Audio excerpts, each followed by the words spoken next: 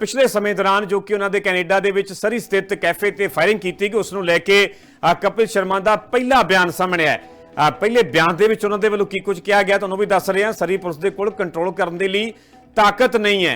ਸਰੀ police ਨੂੰ ਨਿਸ਼ਾਨੇ ਤੇ ਲਿਆ ਗਿਆ। ਉਹਨਾਂ ਨੇ ਕਿਹਾ ਕਿ ਕੈਫੇ ਤੇ ਫਾਇਰਿੰਗ ਦੇ ਮਾਮਲੇ ਤੇ ਸੰਸਦ ਦੇ ਵਿੱਚ ਚਰਚਾ ਹੋਈ। ਫਾਇਰਿੰਗ ਦੀ ਹਰ ਘਟਨਾ ਤੋਂ ਬਾਅਦ ਕੈਫੇ ਨੂੰ ਵੱਡਾ ਮੌਕਾ ਮਿਲਿਆ। ਉੱਥੇ ਕਪਿਲ ਸ਼ਰਮਾ ਦੇ ਵੱਲੋਂ ਕਿਹਾ ਗਿਆ ਕਿ ਫਿਲਹਾਲ ਕਾਨੂੰਨ ਵਿਵਸਥਾ ਸੁਧਾਰਨ ਵੱਲ कदम चुके जा रहे हैं।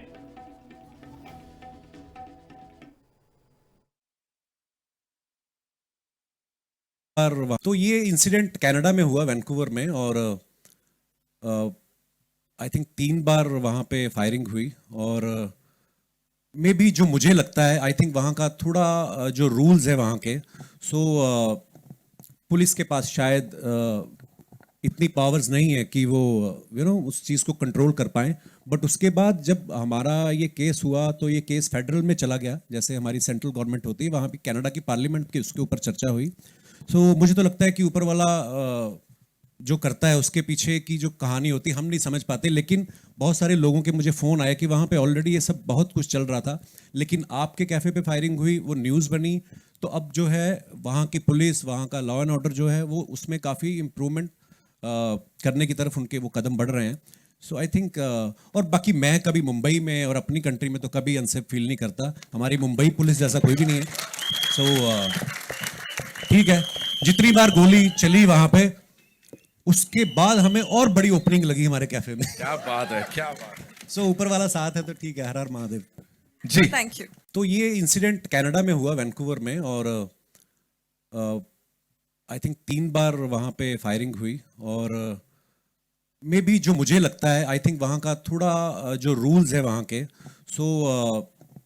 पुलिस के पास शायद इतनी पावर्स नहीं है कि वो उस चीज़ को कंट्रोल कर पाएं।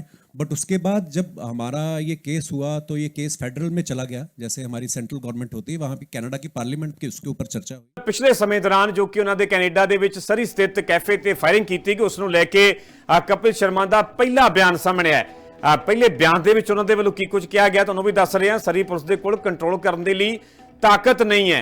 ਸਰੀ ਪੁਲਿਸ ਨੂੰ ਨਿਸ਼ਾਨੇ ਤੇ ਲਿਆ ਗਿਆ। ਉਹਨਾਂ ਨੇ ਕਿਹਾ ਕਿ ਕੈਫੇ ਤੇ ਫਾਇਰਿੰਗ ਦੇ ਮਾਮਲੇ ਤੇ ਸੰਸਦ ਦੇ ਵਿੱਚ ਚਰਚਾ ਹੋਈ। ਫਾਇਰਿੰਗ ਦੀ ਹਰ ਘਟਨਾ ਤੋਂ ਬਾਅਦ ਕੈਫੇ ਨੂੰ ਵੱਡਾ ਮੌਕਾ ਮਿਲਿਆ। ਉੱਥੇ ਕਪਿਲ ਸ਼ਰਮਾ ਦੇ ਵੱਲੋਂ ਕਿਹਾ ਗਿਆ ਕਿ ਫਿਲਹਾਲ ਕਾਨੂੰਨ ਵਿਵਸਥਾ ਸੁਧਾਰਨ ਵੱਲ ਕਦਮ ਚੁੱਕੇ ਜਾ ਰਹੇ ਨੇ।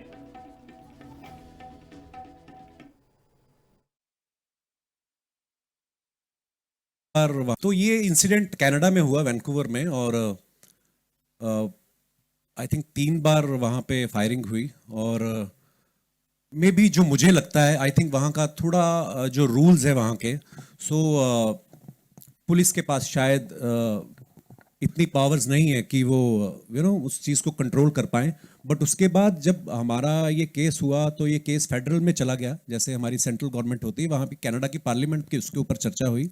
सो मुझे तो लगता है कि ऊपर वाला जो करता है उसके पीछे की जो कहानी होती है हम नहीं समझ पाते, लेकिन बहुत सारे लोगों के मुझे फ़ोन आया कि वहाँ पे ऑलरेडी ये सब बहुत कुछ चल रहा था, लेकिन आपके कैफ़े पे फायरिंग हुई, वो न्यूज़ बनी, तो अब जो है वहाँ की पुलिस, वहाँ का लॉ एंड ऑर्डर जो है वो उसमें काफ़ी इम्प्रूवमेंट करने की तरफ उनके वो कदम बढ़ रहे हैं। सो आई थिंक और बाकी मैं कभी मुंबई में और अपनी कंट्री में तो कभी अनसेफ फील नहीं करता। हमारी मुंबई पुलिस जैसा कोई भी नहीं है।